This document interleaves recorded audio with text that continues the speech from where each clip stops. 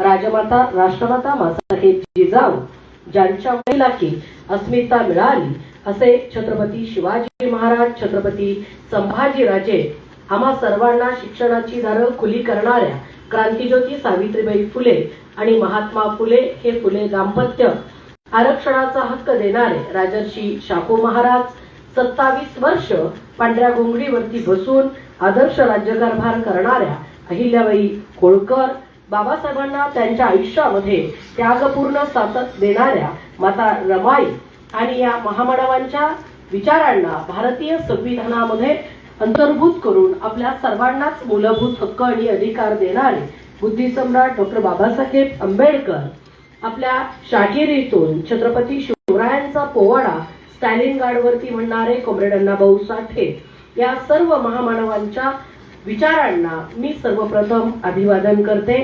ज्या ज्या महामानवांनी आणि महान स्त्रियांनी या देशामध्ये समता, स्वातंत्र्य, बंधुता, न्याय नांदावं यासाठी प्रयत्न केला, त्याग दिला, योगदान दिलं, त्या सर्व महामानवांना आणि महान स्त्रियांना की मी सर्वप्रथम अभिवादन करते.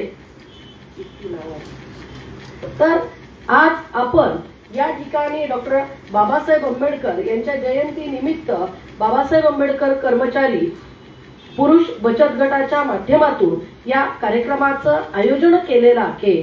या कार्यक्रमाच्या निमित्तानं या बचत गटाचे सन्माननीय अध्यक्ष जगदीशजी कोकाटे सर, त्याचबरोबर आपल्या बचत गटाचे आदरणीय सचिव आदरणीय माधव गायकवाड सर आणि आपल्या विचारमंचावर उपस्थित असणाऱ्या आपल्या शहराच्या प्रथम नागरिक आपल्या आदरणीय महापौर जयश्रीताई सोनकांबळे, त्याचबरोबर या ठिकाणी अत्यंत चांगलं पुस्तक मला डॉक्टर दुष्यंत कटारेंचं दिलं ते कटारे सर, उपस्थित माझ्या सर्व भावांनो आणि भगिनींनो, आपण या ठिकाणी जे सर्व सदस्य आहेत, Suravase sir, Kamble sir, Jadhav sir, Kamble square म्हटलं तरी चालेल, Turewale sir, Magnikar sir, Netragaonkar sir, Suryavanshi, Kapure, Waghmare, Sonkamble, Suryavanshi, Katare, त्याचबरोबर बडोले, रसवाडीकर, वाघमारे आणि Jawalgekar sir, Kamble square, cube असं घेतलं तरी चालेल, इतके कांबळे येतात.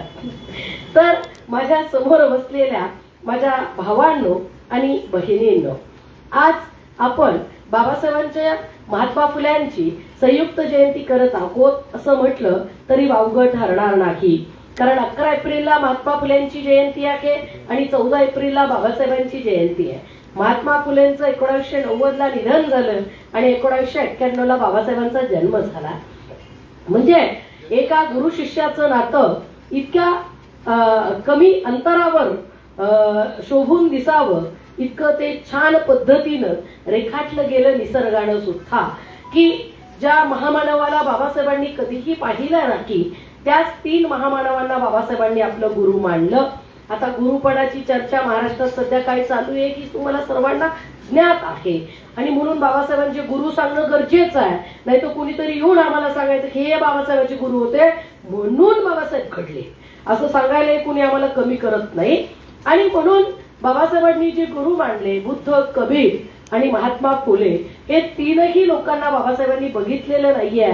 त्यांचा स्पर्श, परिचय, चर्चा अशी कुठलीही झालेली नाहीये आणि तरी सुद्धा यांच्या वैश्विक बंधुत्वाच्या विचारांचं प्रतिनिधित्व बाबासाहेब मोठ्या अभिमानानं आणि मोठ्या समर्थपणे करताना आपल्याला दिसतात.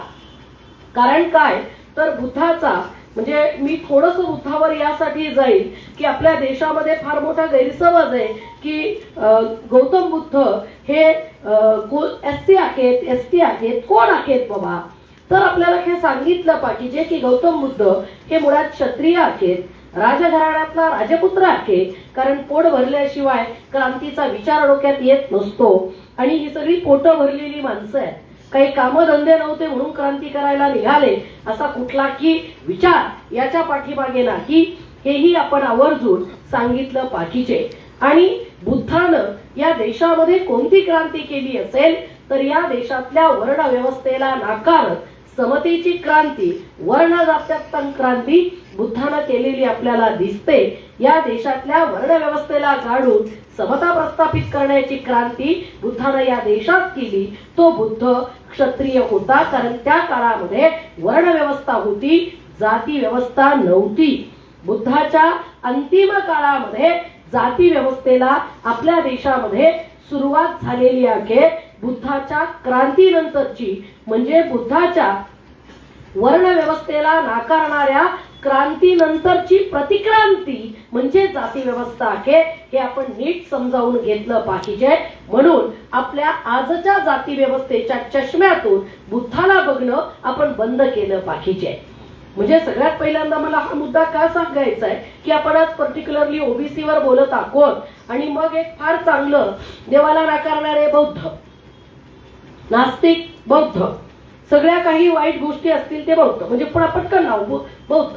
तर आपण हे सांगितलं पाहिजे की बुद्धाच्या काळामध्ये जाती व्यवस्था नव्हती आणि त्याच्यामुळे बुद्धाला एका जातीमध्ये कोंबण्याचा प्रयत्न आपण आपल्या संकुचित दृष्टीने अजिबात करू नये. तर आपण कुठल्याही महामानवाला कसं पाहतो, जसं आंधळे लोक हत्तीला पाहतात, कोण म्हणतं सुपासारखा आहे, कोण म्हणतं खांबासारखा आहे, कोण म्हणतो खूप मोठा आहे, तसं आपण आपल्या बुद्धीनं महामानवांच्या जगण्याचं आकलन करत असतो असं मला वाटतं. आणि म्हणून मला असं म्हणायचंय की पहिली आणि महत्वाची गोष्ट म्हणजे कुठलाही महामानव हा आकाशातून पडत नसतो, जमिनीतून उगवत नसतो की तो असा आजच्याच भाषेत सांगायचं तर नॉन बायोलॉजिकली जन्मत नसतो. तो त्याच्या आई वडिलांच्याच कुशीतून जन्माला येतो आणि जन्माला आल्यानंतर प्राप्त परिस्थितीचं आकलन सामान्य माणसापेक्षा तो महामानव जास्त करत असतो. या परिस्थितीचं उत्तर, समस्यांचं उत्तर तो त्याच्या काळामध्ये शोधत असतो आणि अजून पुढची 100-200 वर्ष मानवी जगण्याकडे त्याला बघता येत असतं. म्हणून तो त्या प्रकारच्या क्रांतीची व्यवस्था निर्माण करतो आणि म्हणून आपण त्यांना महामानव म्हणतो. मग चार्वाक बुद्धापासून तर अगदी डॉक्टर बाबासाहेब आंबेडकरांपर्यंत जरी आपण आलो तरी ही गोष्ट आपल्या लक्षात येते की महामानव हे त्या परिस्थितीचं अपत्य असतं.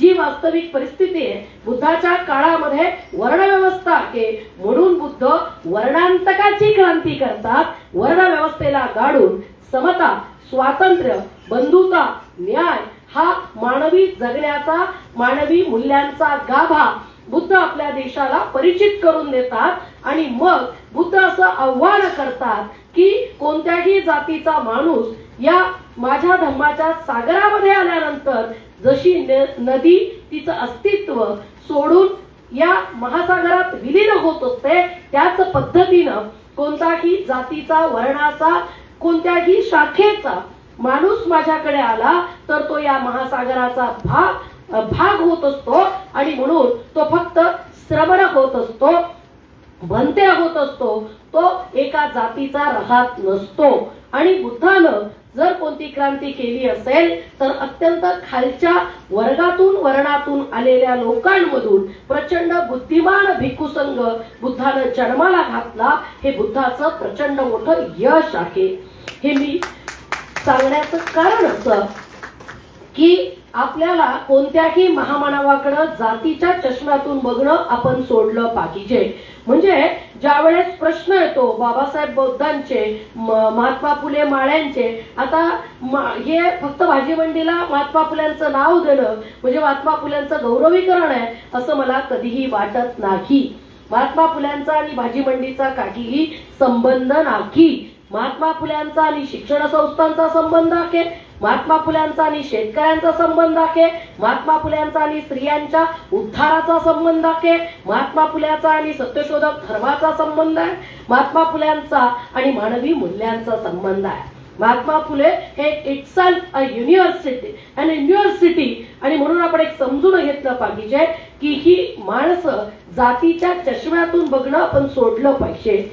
जसं छत्रपती शिवाजी महाराज मराठ्यांचे, हे त्याचे आणि मग सावरकर राष्ट्रीय धर्म असला हा जो दुटप्पीपणाची भूमिका आहे की जातीच्या चष्म्यातून माणसांकडे बघण्याची, ही आपण सगळ्यात पहिल्यांदा बाजूला ठेवली पाहिजे. त्या आंधळ्यांनी हत्तीकडे बघण्यासारखी आपली नजर असता कामा नये, तर आपली नजर बुद्धासारखी पाहिजे. प्रत्येकाकडे बघितल्यानंतर फक्त त्याला माणूस म्हणून स्वीकारणारा आणि फक्त त्याच्यातलं मनुष्यत्व बघणारा आपल्याला होता आलं पाहिजे. भारताच्या भूमीमध्ये ही गोष्ट अत्यंत अशक्यप्राय आहे, पण तीच अशक्यप्राय गोष्ट साध्य करण्यासाठी महामानवांचा वारसा आपल्याला फार महत्वाचा आहे. आणि म्हणून आपण आज रोजी ज्या ओबीसी समूहावरती बोलतोय, भारतामध्ये जाती व्यवस्था तयार झाल्यानंतर अनेक 18 पगड जातींमध्ये विभागलेला हा समाज आणि या समाजाला जाती व्यवस्थेनुसार धर्म, कर्म, न्याय आणि वागणूक देणारी मनुस्मृती या देशामध्ये अस्तित्वात होती. नुकतंच एका नटानं एक वक्तव्य केलं की मनुस्मृतीमध्ये समानता आहे आणि मग ती वाचणाऱ्यानं जाळली नसेल, असं सोडून द्यायचं. मग अजून काही आपण म्हणतो आणि मग माफी मागायची. राहुल सोलापूरकर काय किंवा हा पोंक्षे काय, यांना एवढाच धंदा आहे खडे टाकून बघायचं बहुजन समाज किती जागा आहे, किती झोपलाय, आणि अशी वक्तव्य करत सुटायचं आणि परत एकदा वर्णवर्चस्वाचं आपलं प्राबल्य निर्माण करण्याचा प्रयत्न करायचा. ती राजकारणातली एक बाई म्हणाली, मेधा नावाची कुलकर्णी, की या काळामध्येच हिंदुस्थान बनवण्याचं खऱ्या अर्थानं साकार करता येणार आपलं स्वप्न आहे, ते आपण केलं पाहिजे. रुपाली चाकणकर मॅडमच्या प्रकरणातून ते आपल्याला दिसलेलंच आहे की काय दर्जाचं म्हणजे लाज वाटावी पुरोगामी महाराष्ट्राला. हा फुले शाहू आंबेडकरांचा महाराष्ट्र आहे, हा कर्मवीर भाऊराव पाटील, क्रांतिसिंह, नाना पाटलांचा महाराष्ट्र आहे. आणि या महाराष्ट्रामध्ये सगळ्यात पहिल्यांदा माझी सावित्री दगडगोटे झेलून तुमच्या माझ्या शिक्षणासाठी बाहेर पडली. याच महाराष्ट्रात अनवाणी फिरत कर्मवीर भाऊराव पाटलांनी शाळा काढल्या. याच महाराष्ट्रात महात्मा फुलेंसारखा क्रांती पुरुष पुण्याच्या छाताडावरती पाय घेऊन उभा राहिला. याच महाराष्ट्रात डॉक्टर बाबासाहेब आंबेडकर या भारताच्या अख्ख्या जाती व्यवस्थेला आव्हान करणारं संविधान निर्माण करणारे आपल्याच महाराष्ट्रातले, आणि याच महाराष्ट्रात अशोक खरातांनी हे सगळं प्रकरण व्हावं, ही अत्यंत लज्जास्पद गोष्ट आहे आणि आपल्याला काळीमा फासणारी गोष्ट आहे. ही सगळी पार्श्वभूमी मी मांडण्याचं कारण असं की आम्ही आज कुठे चाललो आहोत. म्हणजे आम्हाला महिला आयोगाच्या अध्यक्षाकडून काय अपेक्षा असतात की या देशातल्या सामान्यातल्या सामान्य स्त्रीपर्यंत सामाजिक न्यायाची संकल्पना जावी. मणिपूरला जी घटना घडली त्यासारख्या घटना घडू नयेत. हाथरसच्या पोरीला दिल्लीला न्याय मागत फिरावं लागतं रस्त्यावरती, हे फिरावं लागू नये इतका किमान पातळीवरती लिंगभेद वगळता समानता आमच्याकडे निर्माण व्हावी आणि त्या न्यायाचं काम पीडित असलेल्या शोषित वंचित स्त्रियांना न्याय देण्याचं काम महिला आयोगाच्या अध्यक्षानं करावं. आणि या अध्यक्ष त्या बाबाच्या पाया धुवायला काय जातात, छत्री काय धरा, म्हणजे I don't want to speak, मला अजिबात बोलायचंच नाहीये त्या मुद्द्यावरती त्यांनी काय काय केलं. पण मला एवढंच म्हणायचं आहे की ज्या वेळेस संविधानिक पदावरती तुम्ही असता, तुम्ही म्हणू शकत असाल की तो माझा वैयक्तिक प्रश्न आहे, ती माझं वैयक्तिक काम आहे, माझे गुरु आहेत, गुरुपौर्णिमा आहे म्हणून मी गुरुचा रेफरन्स बाबासाहेबांच्या दिला की बाबासाहेब एकाही गुरुजवळ बसलेले पण नाही आहेत, तरी पण बाबासाहेबांनी गुरु मानलेले आहेत. की गुरु कोणत्या कुळातला, कोणत्या याच्यातला असावा हे बाबासाहेबांचं उदाहरण आमच्या समोर आहे. आणि इथं मात्र वैयक्तिक तुमचं काही नसतं. ज्यावेळेस तुम्ही संविधानिक पदावरती असता त्यावेळेस भारतीय संविधानाचं सगळं मापदंड मांडणं, त्याचं इम्प्लिमेंटेशन करणं ही तुमची जबाबदारी असते. आणि ती जबाबदारीतून पळ काढायचा असेल तर ज्या लोकांना तुम्ही मानता, ज्या व्यवस्थेला मानता, तिच्यात तुम्ही रममान जगू शकता. ते सुद्धा फ्रीडम तुम्हाला भारताचं संविधान देतं, त्याच्यासाठी सुद्धा आमची काही हरकत नाहीये. पण खायचं फुले शाहू आंबेडकरांचं आणि गायचं आसाराम राम रहीम खरातांचं हा डुप्लिकेटपणा महाराष्ट्रात चालणार नक्की, हे आपण सांगितलं पाहिजे. हा डुप्लिकेट आणि ही जी म्हणजे दोगली भूमिका आहे हिला मात्र आपण कडाडून आता विरोध केला पाहिजे. ज्याचं खावं त्याचं गावं. फुले शाहू आंबेडकरांचं खातोय, फुले शाहू आंबेडकरांचं गायलं पाहिजे. आणि म्हणून ओबीसीच्या संदर्भाने ज्यावेळेस आपण येतो की आज ओबीसीची एकंदरीत अवस्था काय आहे, तर अशोक खरात सारखी आहे थोडीफार.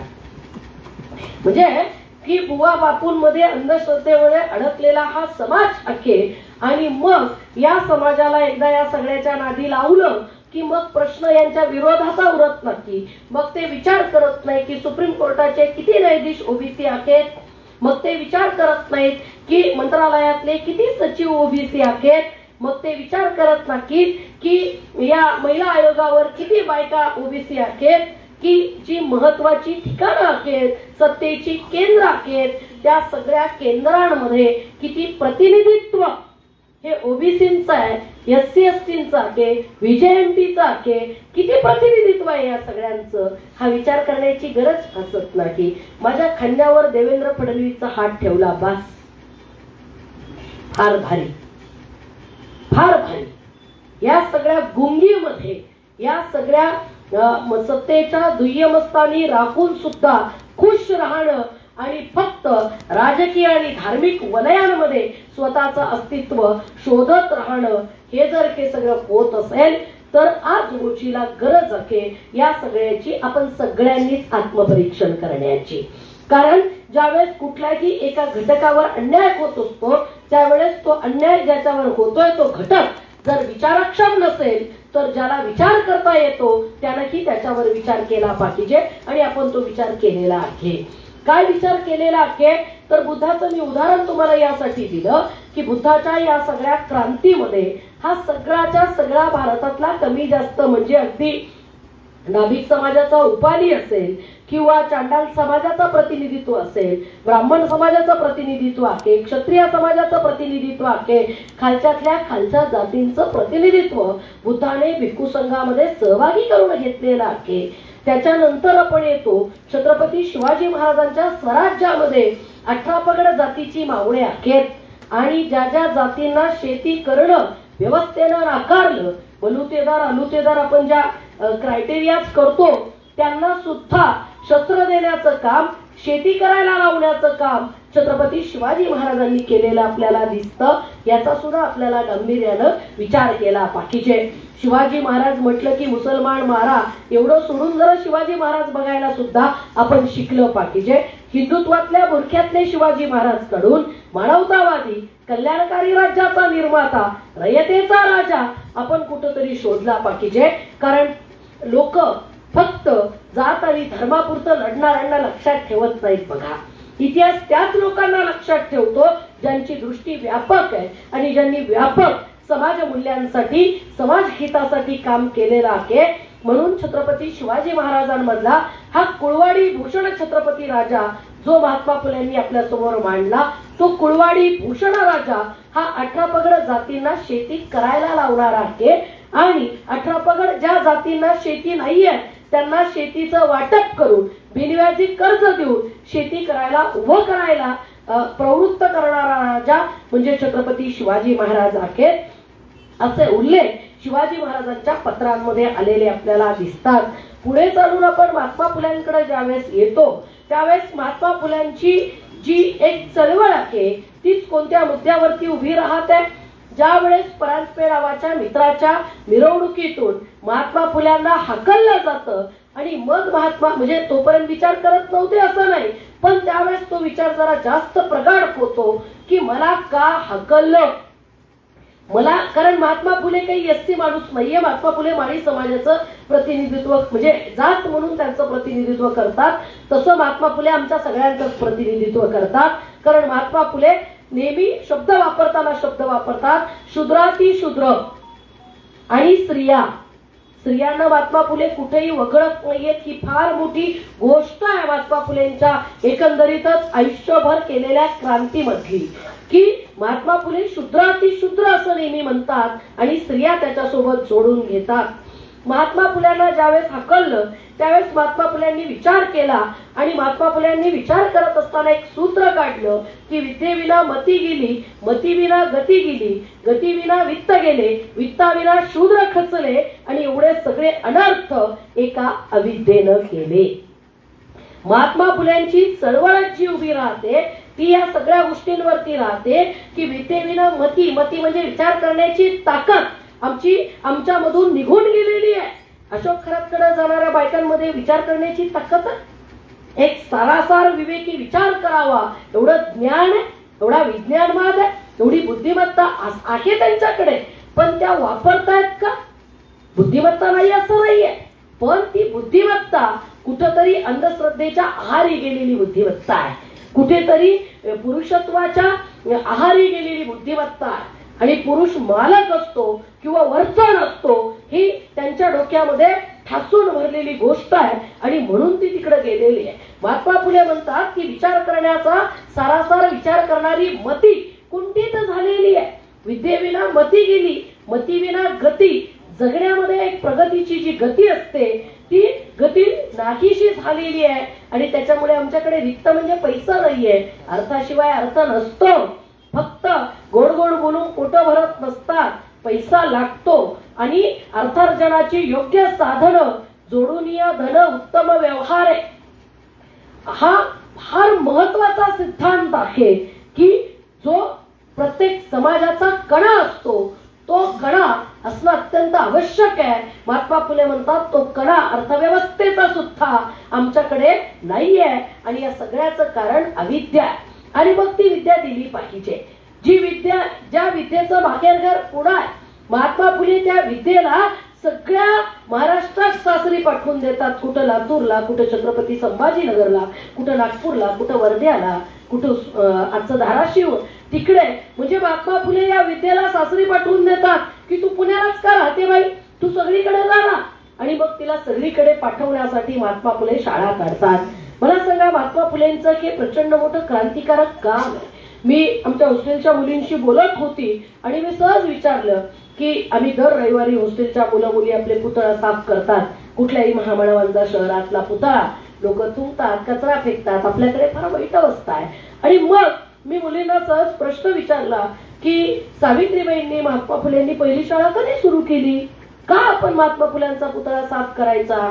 तर त्या एकमेकीकडे बघायला लागले. ही आमची तरुण पिढी आहे, ही आमची तरुण पिढी आहे.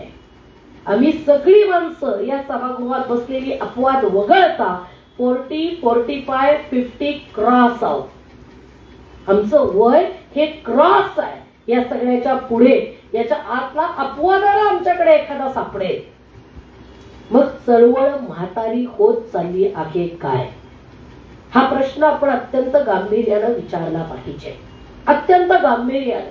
कारण आपण इथं जेवढी बसलेली माणसं आहोत ही सगळीच्या सगळी विद्यार्थी चळवळीनं घडवलेली पिढी आहे. हे म्हटलं तर वावगं ठरणार आहे का? अजिबात नाहीये. कारण आपण जेव्हापासून कॉलेज विद्यापीठांमध्ये शिकत होतो तेव्हापासून आपण चळवळीत आलो, तेव्हा आपण मंडल आयोगाचे संघर्ष समजून घेतले, तेव्हा आपण ओबीसी, एससी, एसटी काय, रिझर्वेशन काय, स्कॉलरशिपचे प्रश्न काय यासाठी भांडलोय, समजून घेतलंय. नाही म्हणाल्या स्कॉलरशिप म्हणून मोर्चे काढलेत. आजची तरुण पिढी कुठे आहे? आजची तरुण पिढी चळवळीत किती आहे? आजची तरुण पिढी व्याख्यानमालेत किती आहे? आयोजनात किती आहे? ऐकण्यात किती आहे? आणि समजून घेण्यात किती आहे? हा सगळ्यात मोठा तुमच्या माझ्या चळवळी समोरचा प्रश्न आहे. आणि मग कोण लढणार आहे हे सगळे लढे? महात्मा फुल्यांनी पहिली शाळा काढली. काय असेल महात्मा फुल्यांचं वय? 21 वर्षाच्या महात्मा फुल्यांनी शाळा काढली. 21 वर्ष हे भर तारुण्याचं वय. आणि या भर तारुण्यात महात्मा फुले या देशातल्या 18 पगड जातींसाठी शाळा उभारतात. या महाराष्ट्राच्या राज्यपालांनी अत्यंत हिंकसपणे हसून म्हटलं होतं की क्या 9 साल की सावित्री 13 साल के महात्मा फुले. लाज वाटत नाही? भर तारुण्यामध्ये महात्मा फुले नावाचा तरुण या देशातल्या सामाजिक प्रश्नाला हात घालतो आणि नुसता हात घालत नाही महात्मा फुले, तर त्या समस्येला समूळ नष्ट करण्यासाठी आपल्या बायको सहित या समाजातल्या धर्मद्वेषी लोकांसोबत लढण्यासाठी उभे राहतात महात्मा फुले. त्या महात्मा फुल्यांनी भर तारुण्यात शिक्षणाचा वसा उचलला. हा काय फक्त एससी लोकांसाठी उचलला होता? हा काय फक्त एसटींसाठी उचलला होता? महात्मा फुलेंच्या शाळेत जाणाऱ्या मुली, मुलं, सत्यशोधक समाजाचे कार्यकर्ते हे एका जातीचे, एका वर्गाचे आहेत का फक्त? हे 18 पगड जातीतले आहेत. आणि महात्मा फुल्यांच्या समग्र क्रांतीचा निकष किती समर्थपणे मांडलेला आहे महात्मा फुल्यांनी की अविद्या आमच्याकडे, विद्या नाहीये, मग विद्या दिली पाहिजे. मग कुणाला विद्या द्यायची? आपलं असं आहे, क्रांती झाली पाहिजे पण शेजारच्या घरात. आपल्या घरात कसं अंबानीचं लेकरू जन्माला आलं पाहिजे, थाटात लग्न करता येतं, सगळी व्यवस्था वाकवता येते, हवेत ते करता येतं नाही का. सगळे जण कसे लवाजम्या सखीत लग्नाला हजर करता येतात, भले भले स्टार नाचतात, भले भले मंत्री संत्री सगळे असे दिमतीला हजर असतात, सगळे एअरपोर्ट वाकवता येतात. आणि मग महात्मा फुले शिवाजी महाराज जन्माला यावेत दुसऱ्याच्या घरात. पण महात्मा फुलेंचं सगळ्यात मोठं जर योगदान कोणतं असेल तर महात्मा फुल्यांनी सगळ्यात पहिल्यांदा शिक्षण दिलं ते आपल्या बायकोला सावित्रीबाईला आणि आत्या सोगुणाबाई क्षीरसागरला.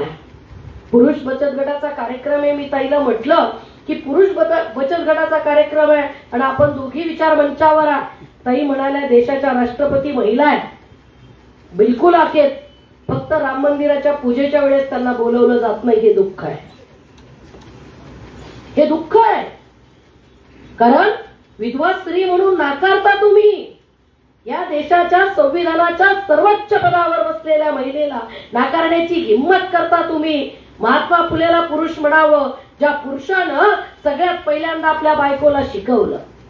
आपल्याकडे स्त्री पुरुष समानता कशी आहे? सगळे अधिकार आपल्या बहिणीला मिळाले पाहिजेत, आईला मिळाले पाहिजेत, नात्यातल्या सगळ्या बायकांना मिळाले पाहिजेत. पण माझ्या बायकोला गरम पोळी ताटात वाढली पाहिजे, ही आपली स्त्री पुरुष समानतेची व्याख्या आहे. सगळी सिस्टीम हल्ली पाहिजे पण माझी बायको तिथंच राहिली पाहिजे.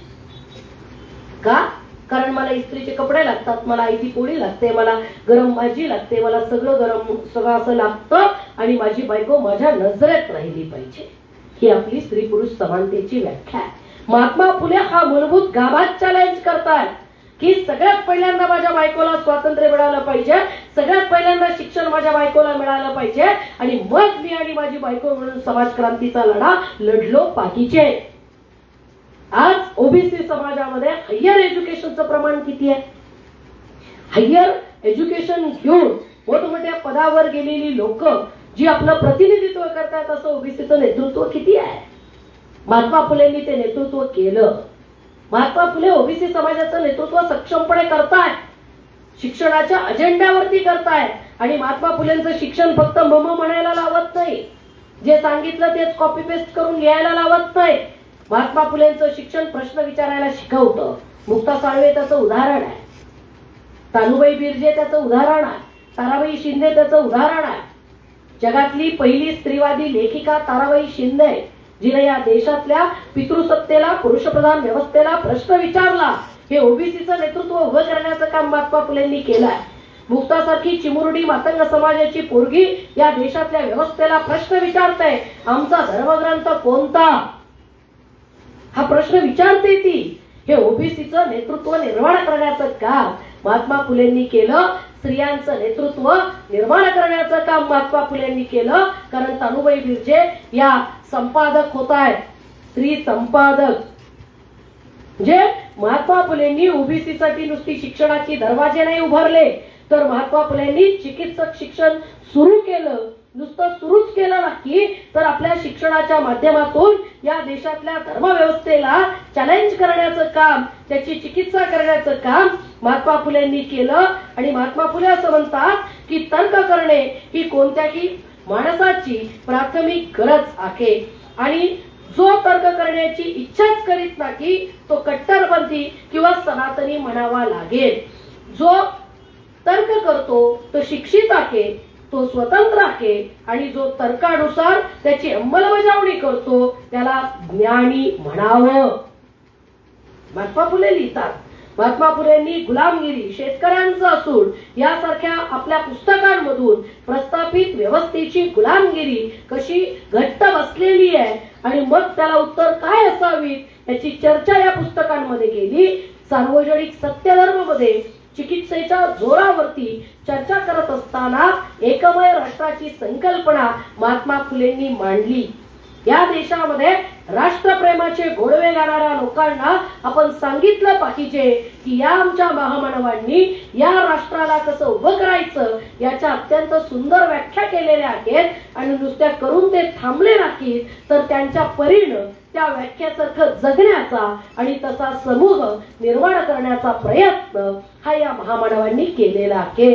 एकमय राष्ट्र महात्मा फुले म्हणतात कसं असेल तर एका कुटुंबामध्ये अनेक धर्माचे लोक असतील, कुणी ख्रिश्चन असेल, कुणी मुस्लिम असेल, कुणी हिंदू असेल, कुणी सत्यशोधक असेल, कुणी बौद्ध असेल, कुणी पारसी असेल आणि त्यांना प्रत्येकाला त्यांच्या इच्छेनुसार तो धर्म जगता येईल आणि त्याला दुसऱ्याची अडकाठी नसेल. याचा एक बेसिक सिद्धांत आहे की तुम्ही कुठपर्यंत हात फिरू शकता, जिथपर्यंत तो दुसऱ्याच्या नाकाला लागणार नाही, दुसऱ्याला त्याचा त्रास होणार नाही, तिथपर्यंत तुमचं स्वातंत्र्य वापरण्याची तुम्हाला परवानगी आहे, तिथपर्यंत तुम्ही स्वतंत्र आहात. महात्मा फुल्यांनी आपलं स्वातंत्र्य वापरत या देशातल्या गुलामगिरीला चॅलेंज केलं आणि नुसतं चॅलेंज केलं नाही तर एकमय राष्ट्राची संकल्पना सार्वजनिक सत्यधर्म मधून मांडली आणि त्याचबरोबर सत्यशोधक नावाचा एक नवा सत्यधर्म लोकांना दिला. या देशातल्या जाती व्यवस्थेनं भरलेल्या, वर्ण व्यवस्थेनं भरलेल्या स्त्रियांना नाकारणारा धर्म नाकारून सार्वजनिक सत्यधर्म महात्मा फुल्यांनी दिला. महात्मा फुलेंनी एक पर्यायी क्रांतिवाचक भूमिका घेऊन आपल्याला मार्ग दाखवला. महात्मा फुले ओबीसीचं प्रतिनिधित्व करतात, शैक्षणिक पातळीवर करतात, चिकित्सेच्या पातळीवरती करतात, धर्माच्या पातळीवरती करतात. या देशातल्या सगळ्या जे काही काय म्हणतात त्याला अवतार कल्पना याचं विश्लेषण करून त्याची चर्चात्मक मांडणी करून शेतकऱ्यांचा सूड, कुळंबी नावाचा अखंड, त्याचबरोबर प्रस्थापित व्यवस्थेमधला शेठजी, लाटजी, भटजी याची दमडशाही नाकारून समतेचा मार्ग दाखवणारा एकमेव राष्ट्राची संकल्पना महात्मा फुले मांडताना दिसतात आणि या महात्मा फुल्यांना बाबासाहेबांनी गुरु मानलं. कारण क्रांती दुसऱ्याच्या घरात नाही, स्वतःच्या घरात करणारा, स्त्री पुरुष समानता मानणारा, सगळ्या जाती धर्माच्या लोकांना हा एका तराजूमध्ये तोलणारा आणि मानवी मूल्यांवर माणूस उभं करून मानव केंद्रित धर्म, मानव केंद्रित न्याय, मानव केंद्रित शिक्षण उभा करणारे महात्मा फुले आहेत. मग या महात्मा फुल्यांना तरी ओबीसी बांधवांनी समजून घ्यावं. नाही, भाजी मंडीला काय महात्मा फुल्यांचं नाव द्यायचं? अरे विद्यापीठाला द्यावं, विद्यापीठाला द्यावं ना महात्मा फुलेंचं नाव. महात्मा फुले हे विचारांचं विद्यापीठ आहे, महात्मा फुले हे क्रांतीचं विद्यापीठ आहे आणि महात्मा फुले म्हणजे मी नेहमी असं म्हणते की नवरा कसा असावा तर महात्मा फुल्यांसारखा असावा. नाही तर उगाच मेलं मी स्त्री पुरुष समानतेची भाषणं देतो, स्टेजवर स्त्री पुरुष समानता असते, 2 पुरुष 2 बायका आणि माझ्या बाईनं घराच्या बाहेर निघायचं नाही, एकटं कुठे जायचं नाही, बाईनं नोकरी करायची की नाही हे पुरुष ठरवतात, बाईनं साडी कोणती घालायची हे पुरुष ठरवतात, भाजी काय करायची हे पुरुष ठरवतात. आम्ही बायका करतो काय? आम्ही बुवा बापा ठरवतो कोणाकडे जायचंय, कोणाची दीक्षा घ्यायची, कोणाचा मंत्र जपायचा आणि कोणाला कळस द्यायचा चांदीचा आणि कोणाला सोन्याच्या पादुका द्यायच्या. आम्ही ठरवतो काय? आता महिला आयोगाच्या अध्यक्षाला ठरवता येत नसेल तर दुसऱ्या बाईकडनं काय अपेक्षा करणार आहे आम्ही? आणि म्हणून मला नेहमी असं वाटतं की आपण ह्या जयंत्या, विचारांच्या जयंत्या आपण करतोय ही खूपच चांगली गोष्ट आहे. आपण ना सावित्रीबाईंचं चरित्र तरी शिकलेल्या बायकांनी तरी वाचावं. माझी अडाणी बायकांकडून कुठलीच तक्रार नाहीये, कुठलीच तक्रार नाहीये अडाणी बायकांकडून.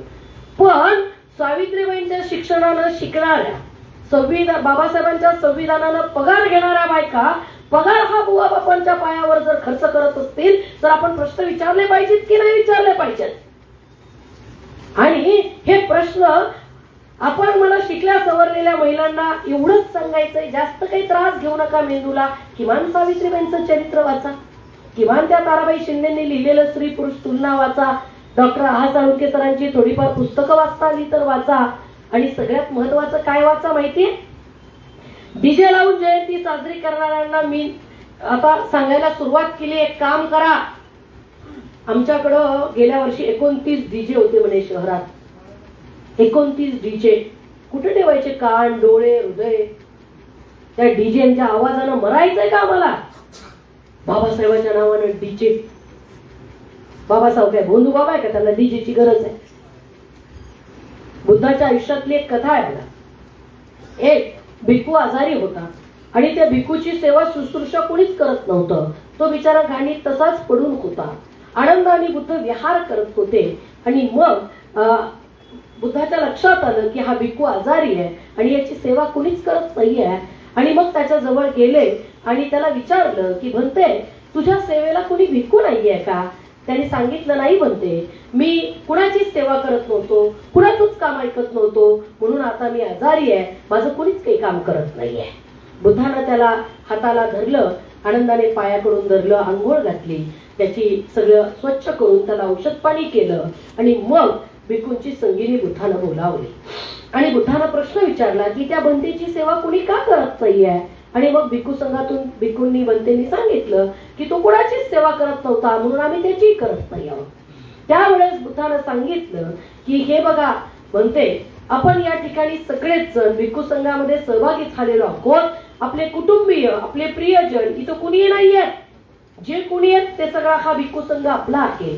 आणि म्हणून ज्याला कुणाला वाटत असेल माझी सेवा करावी, त्यानं काय करावं? त्यानं आजारी पीडित भंतेची सेवा करावी किंवा अशा माणसाची सेवा करावी. मला असं वाटतं की बाबासाहेब सुद्धा असं म्हणाले असतील की डीजे लावून माझी जयंती साजरी, म्हणजे एका जयंतीला तर बाबासाहेब म्हणाले सुद्धा होते की माझी जयंती साजरी करू नका. बाबासाहेबांना हे व्यक्तिपूजन कधीच आवडलेलं नाहीये. बाबासाहेबांनी त्या वाढदिवस साजरा करण्याला सुद्धा स्वतःचा जिवंतपणीच विरोध केलेला होता. आणि मग बाबासाहेब यांनी आपल्याला काय काम सोपवलेलं आहे? मी जो विचार दिलाय ना, तो विचार लोकांपर्यंत पसरवा. हे माझं काम माझ्या जयंतीच्या निमित्ताने तुम्ही करा. हा खरा संदेश आहे बाबासाहेबांचा. आणि या डीजे लावणाऱ्या, धुंद नाचणाऱ्या पोरांना मला असं वाटतं की आपण असे रस्त्याला फ्लेक्स लावले पाहिजे रमाईच्या पत्रांचे, बाबासाहेबांच्या पत्रांचे. जी माऊली बाबासाहेबांना पत्र लिहिताना लिहिते, साहेब तुम्ही बरे आहात का? साहेब तुम्ही स्वतःची काळजी घेत जा, स्वतःचा अभ्यास नीट करत जा, स्वतःचं पोट कापून आम्हाला पैसे पाठवू नका.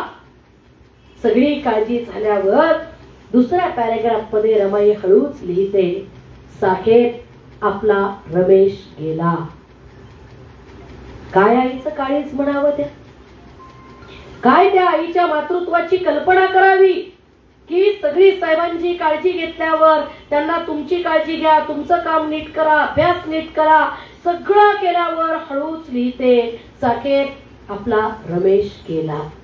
आपला पोटचा गोळा हा आपण दफन करून आलो आणि आपल्या नवऱ्याला तिनं भांडावं, जाब विचारावा, प्रश्न विचारावा, रागवावं. ठेवा तुमचं ते सगळं बाजूला, माझी लेकरं मरतायत, तुम्ही काय करता बाप म्हणून? विचारला नसता प्रश्न बाईला? विचारायला पाहिजे होता, पण रमाईने विचारला नाही.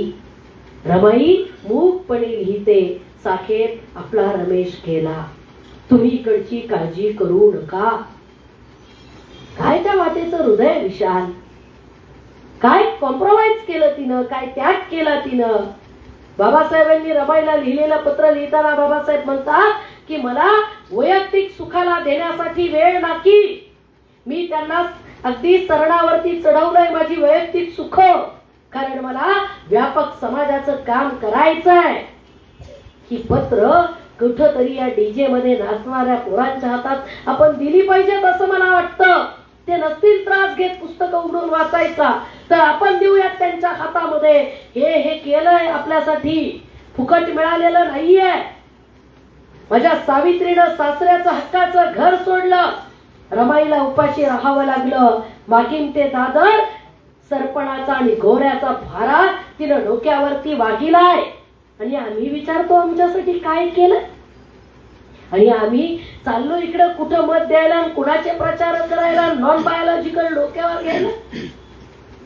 आणि असले खरातासारखे बिंडोक लोक आम्ही पुसतो.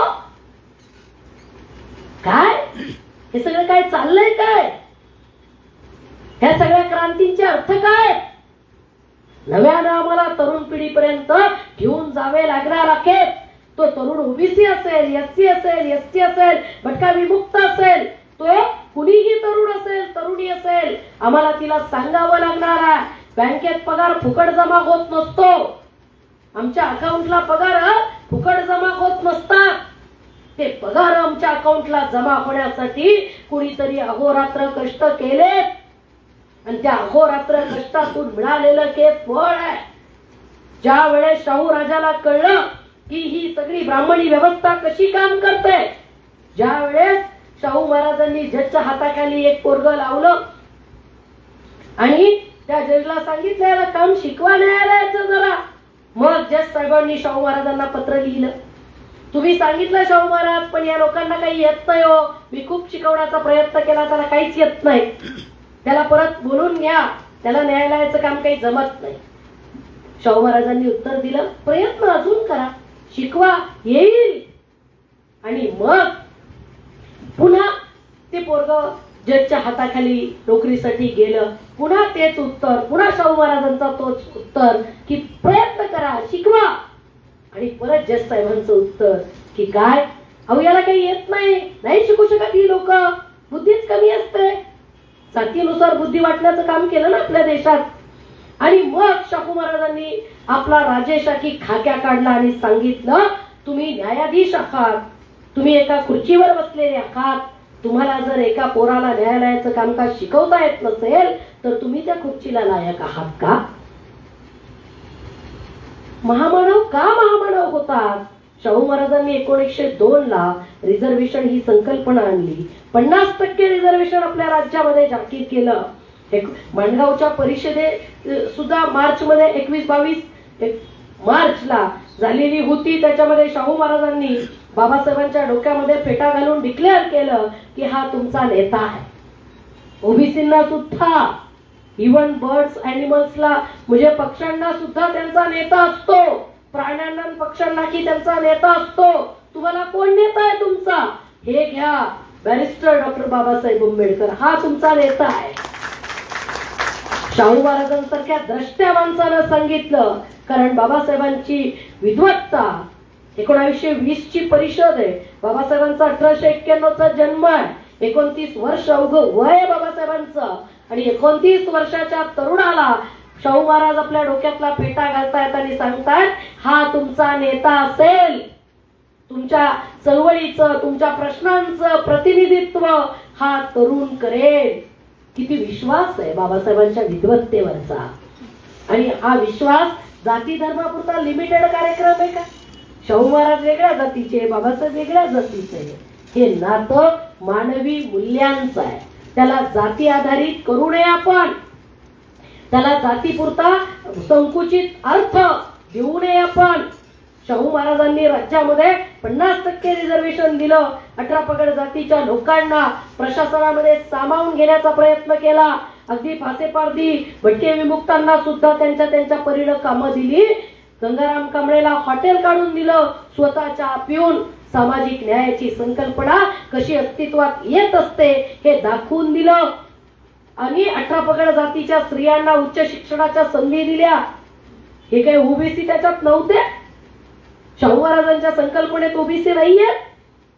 सगळ्या जाती धर्मांसाठी जातवार हॉस्टेल निर्माण करणारा जाती व्यवस्थेचं अस्तित्व बघून शाहू महाराजांनी जातवार हॉस्टेल निर्माण केले.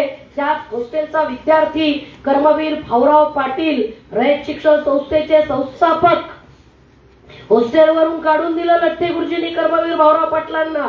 जैन समाजाचे होते ते, कारण ते जरा राकट होते, बंडक होते. आणि मग शाहू महाराजांनी सांगितलं तुला हॉस्टेलवरून काढलं का, तू माझ्या आपल्या महालात राहायचं आणि इथून शिक्षण शिकायचं. शाहू महाराजांच्या सानिध्यानं प्रेरित झालेल्या कर्मवीर भाऊराव पाटलांनी रयत शिक्षण संस्थेच्या माध्यमातून 18 पगड जातीच्या लेकरांना शिक्षण दिलं. मी रयत शिक्षण संस्थेची विद्यार्थिनी, याचा मला नेहमी अभिमान. मी 2 महान लोकांच्या संस्थेत शिकली. एक कर्मवीर भाऊराव पाटलांच्या रयत शिक्षण संस्थेत आणि दुसरं डॉक्टर बाबासाहेब आंबेडकरांच्या PS सोसायटी. आणि याचा मला नेहमी अभिमान राखेल की या 2 महामानवांनी या शिक्षण संस्था निर्माण केल्या. त्याच्यात माझ्यासारख्या हजारो करोडो लोकांना, वेगवेगळ्या जातीच्या मुला मुलींना शिक्षण घेता आलं. म्हणजे शाहू महाराजांनी हे जे आरक्षण रुजवलं ते 18 पगड जातीपर्यंत पोहोचवलं. म्हणून आपण आज म्हणतो की पश्चिम महाराष्ट्र सगळ्या बाबतीत पुढे आहे. का? तो फक्त पश्चिम महाराष्ट्र आहे म्हणून पुढे नाहीये. तिथं महात्मा फुले घडले म्हणून पुढे, तिथं शाहू महाराज घडले म्हणून पुढे, तिथं क्रांतिसिंह नाना पाटील, जी.डी. बापू लाड, त्याचबरोबर आमचे महात्मा फुले, सावित्रीबाई त्याच भागातल्या, बाबासाहेब आंबेडकर तिकडचेच कोकणातले, या लोकांच्या प्रयत्नांमुळे, क्रांतिसिंह नाना पाटील, जे या सगळ्या लोकांमुळे पश्चिम महाराष्ट्र पुढे आहे. फुले शाहू आंबेडकरांच्या खांद्यावर विराजमान आहेत त्या शिक्षण संस्था.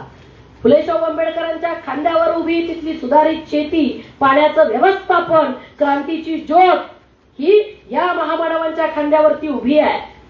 आपण निजाम स्टेट, आपण हैदराबाद स्टेट मध्ये होतो, त्याच्यामुळे आपण स्वातंत्र्यानंतरच स्वातंत्र्यात आलेली लोक मराठवाड्यातली, आणि म्हणून आपल्याकडे सगळ्या सुधारणा अत्यंत उशिराने आलेल्या आहेत. तिकडं मूर्खा पद्धत, आमच्या बायकांनी गोशा पद्धत स्वीकारली. काय लातूर, छत्रपती संभाजीनगर, आजचं धाराशिव, हे सगळे जिल्हे गोशा पद्धतीवाले आहेत. बायकांनी घरात राहायचं, बाहेर निघायचं नाही, शिक्षण घ्यायचं नाही. मग देशमुखा पटलाच्या बायका घरात राहायला पाहिजेत, नाही का? आम्ही ग्रेट, आम्ही मोठे. जितकी जात वरची तितकं बायकांवर बंधन जास्त. समीकरण आहे. केशवपणाचा लढा काही ओबीसी समाजाचा, शेतकरी कुटुंबाचा लढा होता का? हे बालहत्या प्रतिबंधक गृह कुणासाठी होतं? जितकी कास्ट हायर तितकी बंधनं जास्त. खानदानीपणा, मोठेपणा, अहंकार, जाती अभिमान. महात्मा फुल्यांनी, शाहू महाराजांनी हे बुरखे टराटरा फाडले. अगदी स्वतःच्या सुनेला, हिंदुमती सरकारांच्या स्वतःचा मुलगा मेल्यानंतर शिक्षणाची व्यवस्था शाहू महाराजांनी केलेली होती. आणि तिच्यासोबत 2-3 जातीच्या मुली ठेवल्या शिक्षणासाठी. व्यापक दृष्टिकोन. जातवार हॉस्टेल, आरक्षण दिलं, आणि नुसतं दिलं नाही, दुष्काळात बिनव्याजी कर्ज दिलं. सगळ्याच गोष्टींचा आपण जर संबंध लावला तर आपल्या एक गोष्ट लक्षात येते की शाहू महाराज, महात्मा फुलेंनी आपल्याला ओळख दिली शूद्र, अतिशूद्र आणि स्त्रिया. शूद्र म्हणजे ओबीसी, अतिशूद्र म्हणजे एससी एसटी, आणि स्त्रिया म्हणजे स्त्रिया, सगळ्या समस्त स्त्रिया. कारण कोणत्याच बाईला शिक्षणाचा अधिकार नव्हता. आणि मग या समस्त स्त्रियांसाठी महात्मा फुले आणि सावित्रीबाई उभ्या राहिल्या. केशवपणाचा लढा, बालहत्या प्रतिबंधक गृहाची स्थापना, विधवांसाठी लढणारे महात्मा फुले आणि सावित्रीबाई. आजही आपण विधवांना साधा हळदी कुंकवाला बोलवत नाही. आजही आपण विधवांना, ओबीसी समाजात या प्रथा खूप आहे. तुम्हाला मी एक साधं उदाहरण सांगते. म्हणजे विधवांना शुभ कार्यात बोलवत नाही, विधवांना ते हळद लावायला लग्नाच्या वेळेस कुठं बोलवत नाहीत. आणि तेच केलं राम मंदिराच्या प्रवेशाच्या वेळेस. त्यावेळेस द्रौपदी मुर्मूंना बोलवलं नाही, संसदेच्या उद्घाटनाला नवीन त्यांना बोलवलं नाही. का? मग त्या विधवा आहेत ना, त्याच्यामुळे. हे रामदास तडस, बीजेपीचे माजी खासदार, रामनवमीच्या दिवशी गाभाऱ्यात जाऊ दिलं नाही त्यांना. घ्या डोक्यावर, नाही का? धर्म आमचा धर्म, तुमचा धर्म तुम्हाला गाभाऱ्यात जाऊ देत नाही. तो धर्म तुमचा आहे का हे मुक्ता साळवेला कळलं, तुम्हाला कधी कळणार आहे? विचार करा. आणि म्हणून आपण एक समजून घेतलं पाहिजे. हा मी विधवांच्यावरती सांगत होती की विधवांना हे आपण सगळ्यांनी हे बंद केलं पाहिजे. विधवा, घटस्फोटित, एकटी स्त्री, जातीचा, या जातीचे, त्या जातीचे, या सगळ्या पलीकडे जाऊन आपण डिकास्ट होणं फार गरजेचं आहे. डिकास्ट होणं म्हणजे जाती विरहित जगणं. आपला रोटी बिटी व्यवहार जाती विरहित ठेवणं. डॉक्टर बाबासाहेब आंबेडकरांनी अनेलेशन ऑफ कास्ट लिहिलं. ते काय फक्त एससी साठी? हुएर शूद्राज फक्त एससी साठी? हुएर शूद्राज, शूद्र नाहीच आहेत एससी, ते अतिशूद्र आहेत. व्यवस्थेनुसार हुएर शूद्राज हे कोण आहे? ओबीसी आहेत. आणि बाबासाहेबांचा फोटो लावायला आम्हाला लाज वाटते. बाबासाहेबांची जयंती करायला आम्हाला वाईट वाटत असेल तर मग वाईट आहे. ज्यांनी आपल्यासाठी काहीच केलं नाही, गुलामाचे पाडे रचले, तर सगळ्यांच्या पूजा करायच्या. स्त्रियांना नाकारणारे, स्त्रियांना दुय्यम ठरवणारे, स्त्रियांच्या बाबतीमध्ये अभद्र लिहिणाऱ्यांच्या आम्ही पूजा करायच्या, त्यांना डोक्यावर घ्यायचं, बाबा बुवा म्हणून त्यांच्या पार लोटांगण घ्यायची. आणि ज्यांनी भुयार्दी शूद्राच्या माध्यमातून ओबीसीचं अस्तित्व, या देशातला इतिहास लिहिण्याचा प्रयत्न केला, अॅनिमेशन कास्टच्या माध्यमातून या देशातल्या जाती अंताचा मार्ग बाबासाहेबांनी आम्हाला सांगितला. त्याचबरोबर सगळ्यात महत्वाचं कंट्रीब्युशन आर्टिकल 340, ओबीसी साठी आयोग नेमावा, ओबीसीच्या जाती निर्धारित कराव्यात आणि शैक्षणिक सामाजिक मागासलेपणाच्या मुद्द्यावरती या ओबीसींना सगळ्या क्षेत्रामध्ये रिझर्वेशन लागू करावं. ही बाबासाहेबांनी भूमिका संविधान सभेमध्ये मांडली, ती मान्य करून घेतली. आणि ओबीसीचा आयोग भारत स्वतंत्र झाल्यानंतर डॉक्टर बाबासाहेब आंबेडकर कायदा मंत्री होत आहेत आणि कायदा मंत्री झाल्यानंतर ओबीसीचा आयोग नेमावा यासाठी पाठपुरावा करतायत. हिंदू कोड बिल यासाठी पाठपुरावा करतायत. हिंदू कोड बिल काय फक्त बौद्ध स्त्रियांसाठी का होतं का? म्हणजे तो लढा आपण मुळातून वाचला पाहिजे बाबासाहेबांचा, की ओबीसी साठी आयोग नेमला पाहिजे. पण त्या काळातलं राजकारण, त्या काळातल्या निवडणुकांचं राजकारण, या सगळ्यामध्ये हे कुणी ऐकून घेतलं नाही. आणि बाबासाहेबांना त्याचा प्रचंड राग आला की तुम्ही भारतीय संविधानामध्ये जे मांडलेलं आहे ते तुम्ही मान्यच करत नाही आहात, ओबीसी साठी आयोग नेमत नाही आहात. आणि हिंदू कोड बिल जे बाबासाहेब आजारी असताना सुद्धा बाबासाहेबांनी तयार केलंय, ते हिंदू कोड बिल कुणासाठी होतं? कारण बाबासाहेबांना बाकीच होतं की भारतीय संविधानामध्ये या देशातल्या स्त्रियांना आपण आर्टिकल 14-15 मध्ये समाविष्ट केलंय. इक्वॅलिटी बिफोर लॉ, कुठल्याही पातळीवरती डिस्क्रिमिनेशन केलं जाणार नाही. ती स्त्री असेल, पुरुष असेल, जन्माला कुणी असेल, कुठल्या वंशाची, जातीची, धर्माची, doesn't matter, we all are equal. आणि मग जर असं असेल, आपण जर इक्वल आहोत, आपण जर बरोबरीचे आहोत, तर या स्त्रियांच्या हातामध्ये आर्थिक सोर्स काय आहे? काय त्यांच्याकडे? त्यांच्याकडे जमिनीच्या मालकी आहेत, त्यांच्याकडे घराच्या मालकी आहेत, काय त्यांच्याकडे? आणि म्हणून आर्थिक समानता फार महत्वाची आहे. आणि आर्थिक समानता महत्वाची असेल तर या स्त्रियांना नवऱ्याच्या वडिलांच्या प्रॉपर्टीत बरोबरीचा हिस्सा मिळाला पाहिजे. ह्या प्रॉपर्टीत हिस्सा मिळाला पाहिजे. आजही मला सांगा, कुणाच्या नावावर जमिनी आहे, कुणाच्या नावावर घर आहे? किती स्त्रियांच्या नावावर? उगा राशन कार्ड आमच्या नावावर झालेत म्हणून सांगू नका, घरावरच्या पाट्यांवर नाव देता म्हणून सांगू नका. इकडं पुरुषांच्या नावावरची प्रॉपर्टी एक्सेस झाली की बाईच्या नावावर होते. आता कोणाच्या मेवण्याच्या प्रॉपर्ट्या कोणाच्या नावावर, कोणाला कोण वारस, तुम्ही सध्या टीव्ही मध्ये ऐकत असाल ते सगळं. म्हणजे किती गौडभंग आलंय. इथं इनमिन आयुष्यात आम्ही एखादं घर, एखादी जमीन असते, तीच कुठंतरी नावावर असतंय. आणि इकडं प्रॉपर्ट्या कुणाच्या नावावर कराव्यात आणि नॉमिनी कोण लावावे त्याचे प्रश्न निर्माण होतात. आणि हे सगळं कुणाच्या पैशावर? हे सगळं जनतेच्या पैशावर. हे सगळं जनतेच्या पैशावर. तो पैसा काय यांनी घाम गाळून कमवून आणलाय का?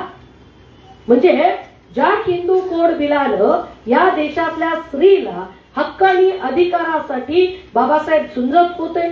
ओबीसी साठी आयोग निर्माण करावा, जाती निर्धारित कराव्यात, त्यांचं रिझर्वेशन त्यांना द्यावं, त्यांना राजकीय पातळीवर, शैक्षणिक पातळीवर, नोकऱ्यांच्या पातळीवर, पदोन्नतीच्या पातळीवरती ओबीसींना कुठेतरी जागा मिळाव्यात आणि तो आयोग स्थापन व्हावा, ही बाबासाहेबांची संसदेतली मागणी आहे. ही कोणतीच मागणी पूर्ण होत नाहीये, कोणतीच मागणी पूर्ण होत नाहीये. आणि मग बाबासाहेब राजीनामा देतात. मग बाबासाहेब कोणत्या मुद्द्यावर राजीनामा दिला बाबासाहेबांनी कायदे मंत्री पदाचा? अहो, इथं मंत्री व्हायला लोक सुरत, गुवाहाटी फिरतात. बाबासाहेबांनी कायदे मंत्री पदाचा राजीनामा दिलाय. मंत्री झाल्यावर खुर्चीला लाथ मारण्याची धमक या नेत्यात. असे नेते पाहिजे. नेता कसा पाहिजे? डॉक्टर बाबासाहेब आंबेडकरांसारखा पाहिजे. लोकांच्या प्रश्नांसाठी, आणि जे लोक मानत पण नाहीये त्यांच्या प्रश्नासाठी. हिंदू कोड बिलात सगळ्या बायका समाविष्ट होत्या आणि ओबीसी मध्ये सगळा ओबीसी समाविष्ट होता. ही एससीची मागणीच नव्हती. ही मागणी सगळी कुणासाठी होती? समस्त स्त्रियांसाठी आणि ओबीसी साठी. या मुद्द्यावर कायदेमंत्री पदाचा राजीनामा आहे बाबासाहेबांचा. मला पद नाही दिलं, मला आमदारकी नाही दिली, मला खासदारकी नाही दिली, मला तिथंच नाही घेतलं, मला इथंच नाही घेतलं, याच्यासाठी राजीनामा नाहीये. याच्यासाठी पक्ष बदला बदली नाहीये. नैतिकता आणि राजकारणाचा सध्या काही संबंध आहे का, असा सुद्धा एक विषय आपण चर्चेला घेऊ शकतो. इतकी वाईट अवस्था आजच्या राजकारणाची झालेली आहे. आणि म्हणून आजच्या राजकारण्यांना मला सांगावं लागणार आहे की हे सुद्धा राजकारणी होते. डॉक्टर बाबासाहेब आंबेडकर, डॉक्टर पंजाबराव देशमुख, गणपतराव देशमुख सांगोल्याचे आमदार, हे राजकारणी यशवंतराव चव्हाण, हे राजकारणी होते ज्यांनी समाजाच्या प्रश्नांसाठी भांडले, समाजाच्या प्रश्नांसाठी न्याय मागितला. फक्त काही मिळालं नाही की पक्ष बदला, इकडं बदला, तिकडं जा. रात्रीतून कोण कुठलं होतं सांगता येत नाही. कालचा पक्ष आज तुम्ही आहात का विचारावा लागेल. आजकाल अशी अवस्था आहे. ह्या सगळ्या अनैतिकतेच्या काळामध्ये ते अशोक वानखेडे फार सुंदर शब्द वापरतात. त्यांचं न्यूज लॉन्चर नावाचं चॅनल आहे. ते फार छान म्हणतात, निर्लज्जता का अमृतकाल चल रहा और शर्म है की आती नाही. अशी सगळी अवस्था आहे. मग अशा अवस्थेमध्ये जरा बाबासाहेबांकडे बघा ना. स्वच्छ चारित्र्याचा नेता, केम्ब्रिज विद्यापीठात शिकलेला नेता, सामाजिक प्रश्नांवर नुसतं बोलत नाही, जो विषय असेल त्याचा मुळातून अभ्यास, रिझर्व्ह बँकेची स्थापना असेल, शूद्रांचं मूळ स्थान शोधायचं असेल, धर्माचं मूळ स्थान शोधायचं असेल, या देशातल्या जाती व्यवस्थेचा अभ्यास असेल, या देशातल्या स्त्रियांच्या बाबतीतला काय केलं म्हणजे काय होईल याचा अभ्यास असेल, कुठलाही असो, त्या सगळ्यामध्ये तज्ञ, अभ्यासू, चिंतन मनन करणारा नेता. आणि त्याला उत्तर सुद्धा. नुसती सामाजिक प्रश्नांवर चर्चा करून काय होत असतं. क्रांतिकारक तोच महापुरुष असतो जो सामाजिक समस्यांना एक महत्वाचं आणि टिकणारं उत्तर देत असतो. डॉक्टर बाबासाहेब आंबेडकरांनी 25 डिसेंबर 1927 ला मनुस्मृती जाळली आणि 26 जानेवारी 1950 ला या देशाचं संविधान आम्ही अंगीकृत केलं, आम्ही स्वीकारलं. आणि कुणी स्वीकारलं? समस्त भारतीयांनी. कुणाला अर्पण केलं? समस्त भारतीयांना. फक्त बौद्धांना आहे का? We the people of India. We व्यापक शब्द आहे. या देशाचा तो नागरिक कुणी असेल, तो पाड्यावरचा आहे, तो वाड्यावरचा आहे, तो गडीवरचा आहे, का तो कुणी असेल, वन वोट वन व्हॅल्यू. ते काय फक्त बौद्धांना दिले? परदेशातल्या ज्यांना आपण आधुनिक राष्ट्र म्हणतो त्या राष्ट्रातल्या लोकांनी सुद्धा सगळ्यांना वोटचा अधिकार मिळण्यासाठी, मताचा हक्क मिळण्यासाठी आंदोलन आणि चळवळी केल्या. इंग्लंड मधली मिस मेरी नावाची स्त्री टॅक्स भरत होती तरी तिला मताचा हक्क नव्हता, कारण तिकडे टॅक्स पेअरला मताचे हक्क होते. त्यावेळेस आपल्याकडे सुद्धा ते यावं अशी आपल्या देशातल्या संस्थानिकांची इच्छा होती. पण बाबासाहेबांनी तो क्रायटेरिया नाकारला आणि फक्त नागरिकाचा क्रायटेरिया ठेवला की आम्ही या देशात जन्माला आलो, आम्ही या देशाचे नागरिक आहोत, किंवा आम्ही एवढ्या वर्षांचे रहिवासी आहोत, आम्ही या देशाचे नागरिक आहोत, आम्हाला मताचा हक्क आहे, तो मिळाला पाहिजे. सिंगल सिटीजनशिप, आपण एकच नागरिक आहोत, भारतीय. बाबासाहेब काय म्हणतात? मला जर कोणी विचारलं की मी कोण आहे, तर मी सुरुवातीला की भारतीय आहे आणि अंतिमता सुद्धा भारतीय आहे. हीच फक्त माझी ओळख आहे. पूर्वाश्रमीचा, महाराजचा, बौद्ध, तज्ञ, पीएचडी नो, मी भारतीय आहे. आणि मग या भारतीयत्वाच्या व्याख्येमध्ये आपण सगळे आलो. सगळ्या जातीचे, धर्माचे तुकडे, सगळे कट पीसेस एकत्र आलो आपण आणि आपण भारतीय झालो. ज्या स्त्रियांना प्रदेशामध्ये आंदोलनं करावी लागली, काही स्त्रियांना जीव गमवावा लागला, आम्हाला मताचा हक्क द्या, पण या देशाच्या संविधानानं एका फटक्यात स्त्रियांना सुद्धा या देशाचं नागरिक केलं. या देशातल्या मनुस्मृतीनं ज्या स्त्रीला तिचं अस्तित्व नाकारलं, तिचं माणूस म्हणून स्थान नाकारलं, त्या समस्त स्त्रिया ब्राह्मणापासून तर अतिशूद्रांपर्यंतच्या सगळ्याच्या सगळ्या स्त्रिया भारतीय संविधानानुसार नागरिक झाल्या, कायदेशीर माणूस झाल्या. हे ओबीसीच्या बायकांना मिळालं नाही. लाडकी बहीण म्हणून मत देताना लक्षात येत नाहीये. 2,500साठी कुणी मतं विकायची असतात का? 2.5 नाही, 1.5.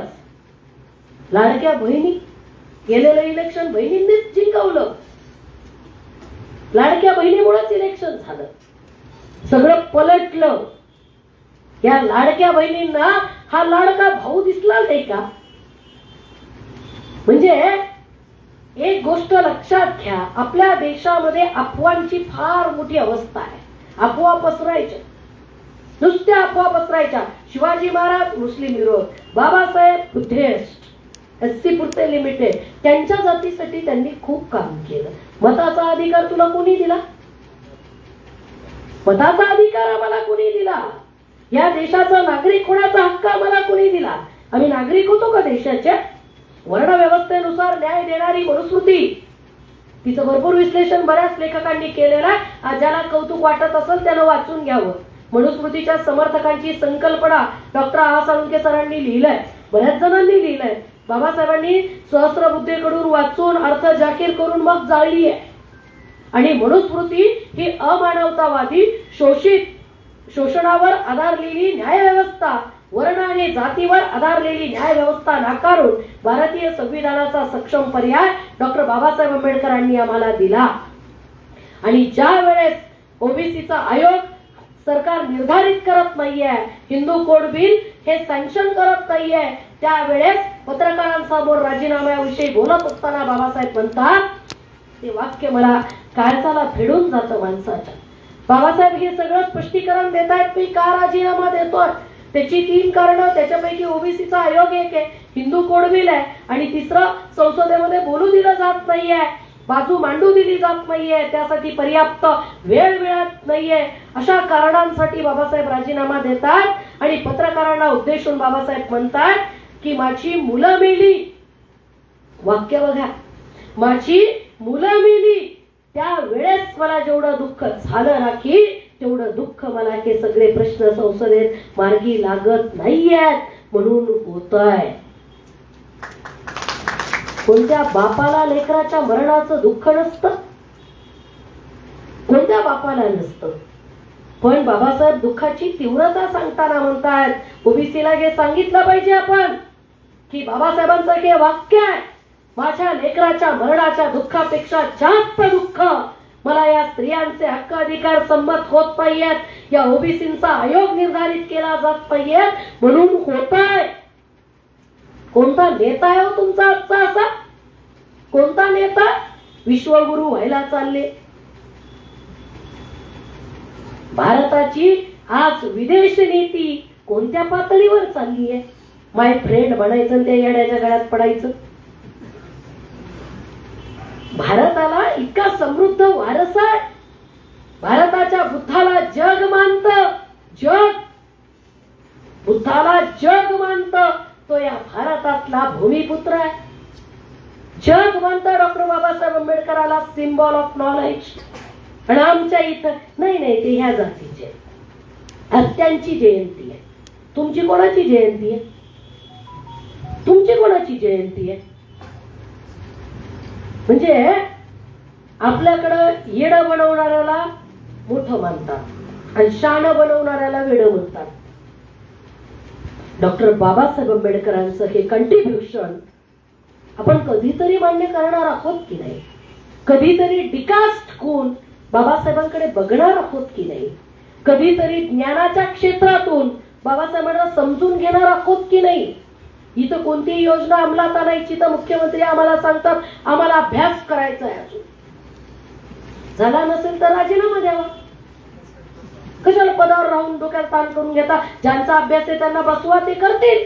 आणि तुमचा नसेल तर बुद्धिजीवी लोकांना बोलवा, धोरण तयार करून घ्या. किती दिवस अभ्यास करताय? परत येणार म्हणून नाही. आणि आज या सरकारचा जो मतदार तो दुर्दैवानं ओबीसी आहे. ही वास्तविकता आहे. ज्या शोषणवादी व्यवस्थेवर उभं राहून हे सरकार काम करत आहे. मणिपूरच्या स्त्रियांची नग्न धिंड भारताच्या संविधानाच्या अमृत महोत्सवी वर्षात व्हावी. काय हे संविधानाचा अमृत महोत्सवी वर्ष साजरा करतोय. मानवी मूल्यावर उभा आहे आमचा सरनामा. मानवी मूल्य आहेत ती.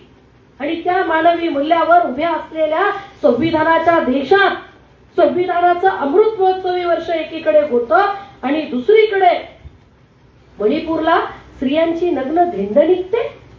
सोनम वांगचुक सारखा माणूस जेलमध्ये टाकला जातो. पानसरे, दाभोळकर, कलबुर्गी, गौरी लंकेश मारले जातात. अजून एक प्रश्न, का मारलं यांना? का गोळ्या घातल्या यांना? याचा कधी विचार केलाय तुम्ही? हे ब्राह्मणी व्यवस्थेच्या विरोधात बोलत होते म्हणून, हे प्रस्थापित व्यवस्थेला प्रश्न विचारत होते म्हणून, शिवाजी महाराज हा कसा लोकाभिमुख राजा होता, मुस्लिमांच्या विरोधात त्याला वापरू नका रे असं ते पानसरे सांगत होते म्हणून, अंधश्रद्धेला मुठमाती द्या असं सांगत होते दाभोळकर म्हणून का मारलं यांना? कारण आमचा पेड पोलीस तुम्ही जागा करताय. Unpaid police, sorry. ओबीसीच्या माध्यमातून जो एक संघ उभा आहे त्यांच्या मतावर, त्यांच्या शोषणावर, त्यांच्या धर्मांधतेवर, तो तुम्ही जागा करताय ना. मग शिक्षा तर मिळालंच पाहिजे. मग ही शिक्षा मिळाली. फुले शाहू आंबेडकरांचा विचार पसरवण्याची ही शिक्षा मिळाली यांना. आणि आम्ही बुद्धिजीवी वर्ग म्हणून काय केलं? आज सगळ्यात मोठी जबाबदारी जर कुणाची असेल तर ती आमची आहे. आमची म्हणजे बुद्धिजीवी वर्गाची आहे. ज्याला विचार करता येतो, ज्याला स्वतःला बुद्धी आहे असं म्हणता येतं, ज्याला सारासार परिस्थितीचा विवेक वापरता येतो, त्या प्रत्येकाची आज जबाबदारी आहे. कारण आज खऱ्या अर्थानं तुमचा माझा देश संकटात आहे. आज खऱ्या अर्थानं या देशाचं संविधान जे मानवतावादी आहे, जे या देशातल्या सर्वांना हक्क आणि अधिकार देतं, जे समान पद्धतीनं न्यायाचं वाटप करू इच्छितं, जे समान पद्धतीनं लोकांना न्याय हक्क जगण्याचा हक्क मिळाला पाहिजे हे म्हणतं. गटारातून गॅस काढण्याचे संशोधन जर देशात येत असतील तर आम्हाला विचार करावा लागेल ना. इपिस्टाईन फाईल तिकडे एक चालते, इकडे एक चालते. आमचं काय? आमची भूमिका असली पाहिजे ना. आमची भूमिका असली पाहिजे. आणि ज्याला भूमिका नसतात ती माणसंच नसतात. ती एकतर गुलाम असतात, कारण ती माणसं असण्याचं काही कारणच नाही. ती गुलाम असतात. ज्या माणसाला स्वतःची भूमिका नाहीये ती माणसं गुलाम असतात. हे महात्मा फुलेंनी सांगितलं ना. ज्याला तर्क करता येत नाही तो काही माणूस आहे का? ज्ञान नाकी, बुद्धी नाकी, ते घेण्याची इच्छा नाकी, तयास मानव म्हणावे का? सावित्रीबाई फुले म्हणतात, तयास मानव म्हणावे का? आणि आज हे ज्ञान, फुले शाहू आंबेडकरांच्या चळवळीचं ज्ञान पाठ्यपुस्तकं देत नाहीत, कॉन्व्हेंटच्या शाळा देत नाहीत. हे ज्ञान आम्हाला चळवळीतून द्यावं लागणार आहे. आम्हाला एकेका विषयावर लोकांना सांगत राहावं लागणार आहे. आणि सांगत असताना अजून एक गोष्ट मला सांगावीशी वाटते. आपण सगळे कम्फर्ट झोन मध्ये जगायला लागलेली माणसं. कसे जगतोय आपण? कम्फर्ट झोन मध्ये. माझी नोकरी, माझं घर, माझी गाडी, माझा सगळा जो काही रुबाब लवाजमा प्रेम आहे आम्हाला प्रिय, आणि आम्ही ती जपण्याचा आटोकाट प्रयत्न करतोय. मला आपल्याला सांगावंसं वाटतं, जर आम्हाला फुले शाहू आंबेडकरांचा देश घडवायचा असेल, महात्मा फुल्यांचं एकमय राष्ट्र, छत्रपती शिवरायांचं स्वराज्य, डॉक्टर बाबासाहेब आंबेडकरांचा कल्याणकारी भारत जर घडवायचा असेल तर we have to break our comfort zone. आम्हाला आमचा कम्फर्ट झोन तोडावा लागणार आहे. तोडावाच लागणार आहे. हा कम्फर्ट झोन कांशीरामजींनी तोडला, बामसेपनी तोडला, म्हणून मंडल आयोग लागू झाला. ही वास्तविकता तर मान्य करावी लागेल ना. ही वास्तविकता मान्य करावी लागेल. बुद्धिस्टांमधल्या बुद्धिजीवींनी कम्फर्ट झोन तोडला, आंदोलनं उभी केली, प्रश्न विचारायला सुरुवात केली, म्हणून कुठं मंडल आयोग लागू झाला, मंडल आयोग स्थापन झाला. त्यांनी सगळा आपला जे काही शिफारशी होत्या त्या दिल्या. त्याच्यानुसार 27% रिझर्वेशन, 52% जर ओबीसी आहे तर 50%च्या आतलं 27% रिझर्वेशन त्यांना मिळालं पाहिजे. मग तो मंडल आयोग लागू करा. ही मागणी याच बुद्धिजीवी संघटनांनी केली, म्हणून मंडल आयोग लागू झाला. म्हणून आज ओबीसीचं रिझर्वेशन अस्तित्वात आलं. म्हणून आज स्थानिक स्वराज्य संस्थांमध्ये आमच्या स्त्रिया आम्हाला सन्मानाने बसलेल्या दिसत आहेत. आम्हाला त्याचा अभिमान आहे, अभिमान आहे आम्हाला त्याचा. आपल्या शहराची प्रथम नागरिक एक स्त्री आहे, आपल्याला अभिमान आहे. कारण निर्णयक्षम स्त्रिया आम्ही तयार करू शकलो, रबर स्टॅम्प वाल्या स्त्रिया नाही. कारण सरपंच बाई असली का स्टेजवर माणूस, नवरा नावाचा मालक, आणि ही फक्त सही करायला. वहिनी सही करा, आपला शिपायाला जायचं, वहिनी सह्या करा, वहिनी साहेब फक्त सह्या करायलाच. आता रबर स्टॅम्प बायका नाही आहेत, आता सक्षम नेतृत्वाच्या बायका आहेत. आणि या सक्षम नेतृत्वाला उभं करण्याचं काम रिझर्वेशनच्या माध्यमातून झालं. आणि स्थानिक स्वराज्य संस्थांमध्ये रिझर्वेशन लागू झालं. आज जर आम्हाला असं वाटत असेल की भारतीय संविधानाची अंमलबजावणी 100% झाली पाहिजे, मंडल आयोगाची अंमलबजावणी झाली पाहिजे, आमच्या पुढच्या पिढ्यांना सगळ्यात महत्वाचा प्रश्न मला सांगा, आज शिक्षण झेडपीच्या शाळा बंद होत आहेत. भारतीय संविधान 21A आम्हाला काय सांगतं? शिक्षण हा आमचा हक्क आहे, मूलभूत अधिकारात समाविष्ट आहे. मग शिक्षण हा जर माझा हक्क आहे, तो मूलभूत अधिकारात समाविष्ट आहे, तर सरकार शाळा कोणत्या अधिकारानं बंद करत आहे? कोणत्या अधिकारानं शाळा बंद करत आहे? आणि ज्या झेडपीच्या शाळा ते बंद करतायत याचा कुणाच्या शिक्षणावर परिणाम होणार आहे? कुणाच्या शिक्षणावर परिणाम होतो? कलेक्टरच्या पोराचा होत नसतो, शेतकऱ्याच्या, मजुराच्या आणि लोअर मिडल क्लासच्या मुलांच्या शिक्षणावरती याचा सगळ्यात जास्त परिणाम होतो. आणि त्याहीपेक्षा जास्त परिणाम होतो तो मुलींच्या शिक्षणावर. मुलींच्या शिक्षणावर याचा सगळ्यात जास्त परिणाम होतोय. कारण एक मुलगा आणि एक मुलगी जर घरात असेल आणि त्या पालकाला फक्त एकाच शिक्षण परवडणारं असेल, तर तो कुणाला शिक्षण देतो? कुणाला शिक्षण देतो? मुलाला शिक्षण देतो. मग मुलीचं शिक्षण ऑटोमॅटिक बंद होतं, कारण ती फीस परवडत नसते. आणि म्हणून आपण एक समजून घेतलं पाहिजे की शिक्षण हा जर माझा मूलभूत अधिकार असेल, तर सरकार कोणत्या अधिकारानं शाळा बंद करतोय हा प्रश्न आपण विचारला पाहिजे. मातृभाषेतून शिक्षण असेल किंवा आम्हाला जगातल्या सगळ्या भाषा प्रिय आहेत, आमची काही अडचण नाहीये, पण लेकराला मातृभाषेतून शिक्षण दिलेलं जास्त त्यांना इफेक्टिव्ह असतं हे मानसशास्त्र मानतं. त्याच्यामुळे झेडपीच्या शाळा टिकल्या पाहिजेत. आजचा जेवढा काही क्रीम बुद्धिजीवी असेल तो सगळ्याच्या सगळा झेडपीच्या शाळेतून तयार झालेला बुद्धिजीवी आहे. खरं आहे की खोटं आहे? हे खरं आहे. आजचा ऑफिसर क्रीम बुद्धिजीवी हा सगळा झेडपीच्या शिक्षणातून तयार झालेला आहे. मग हे झेडपीचं शिक्षण बंद होत आहे, तर आम्हाला या सगळ्या आमचे शेतकरी बांधव आहेत, मजूर बांधव आहेत, आमच्या अनेक हातावर काम करणारी लोक आहेत, ही सगळ्या 18 पगड जातीची लोक आहेत, ही हायर कास्टची लोक नाही आहेत, ही सगळी तुमची माझी बांधव आहेत. यांच्या शिक्षणाचं काय हा प्रश्न आपण विचारला पाहिजे. आणि ओबीसी मधलं शिक्षणाचं प्रमाण प्रचंड कमी आहे, प्रचंड कमी आहे. आणि आज तुम्ही बुद्धिजीवी वर्गामधलं ओबीसीचं प्रमाण बघा, फार कमी आहे. राजकारणात सुद्धा फक्त आता ती घराणेशाहीचे थोडेफार लोक आहेत. कोण ओबीसीचं प्रतिनिधित्व करतंय आज राजकारणात सुद्धा? आता प्रधानमंत्र्याला म्हणू द्या की मी ओबीसी आहे, मी अमुक आहे, मी चायवाला हूं, ते काय काय असेल त्यांनाच माहित. ते सगळेच ते सगळेच त्यांचं नातं सगळ्यांशीच आहे. काम काहीच नाहीये, गटरातून गॅस काढणं आणि तुम्ही इकडे लाईन लावून मरा.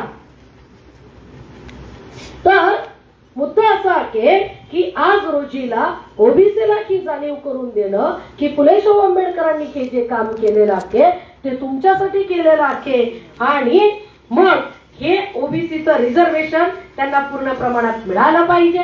सगळ्या क्षेत्रामध्ये ओबीसीचा बुद्धिजीवी वाढला पाहिजे. आता यासाठी ज्यांना कळतं त्यांनाच काम करावं लागेल. त्याला